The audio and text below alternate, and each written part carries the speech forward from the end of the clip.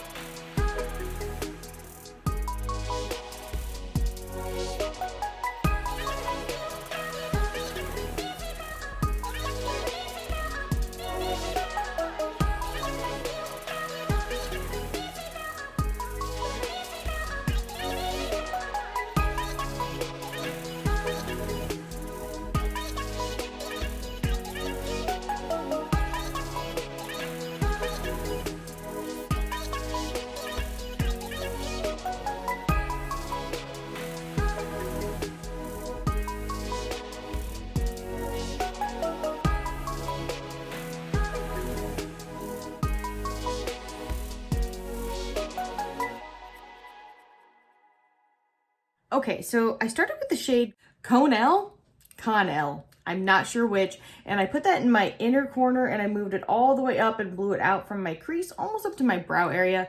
I did the same on my under eye. I took it just slightly past the halfway point of my eye. Then I took the shade, oh gosh, Eric L. So sorry. And I put that in my outer crease and I kind of blew it all the way up almost to my brow. Did the same on the under. Then I took the shade Mon L and I put that kind of on the inner part of my my outer V on my lid and then out. Then I did the same on my under eye. Then I took the shade Zor L and I put it all over my lid and underneath my eye. I did use the Death and Candy Custom Creations. This is their gel base. I freaking love it. I'm never gonna stop using it. Did I need it? No, but do I like it so that everything goes exactly where I want it to? Yes, it's nice. I did, like I said, I put it all over the lid. I kind of even brushed it out into the crease colors and I did the same underneath. Then I took a mix of Jor L and Lava Van L, which are these two shades right here, and I put them on the front half of my lid and in my inner corner and just underneath. And then I finally took the shade Allure Zor L and I put it just on the center of my eyelid, just on the center of the lower.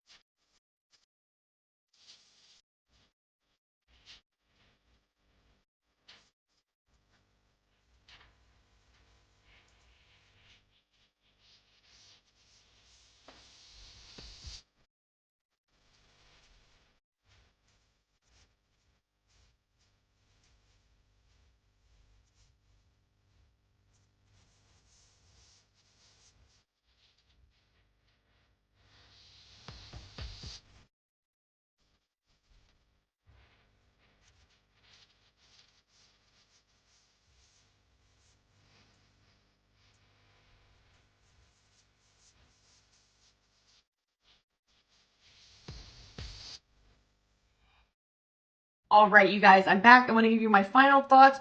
I got to use the brand Adept Cosmetics today, and I used the House of L palette. Now, this palette is $49, and I've got to say the formulations in here, well worth the price. I was really excited about it. There is a quote on the backside. This is the packaging. It is kind of a blue to purplish, which you're probably not seeing any of that because it's like really strange weather where I'm at right now. It's kind of more basic packaging, but it's a little spicy. Like I said in the beginning, I like it. I think it's nice.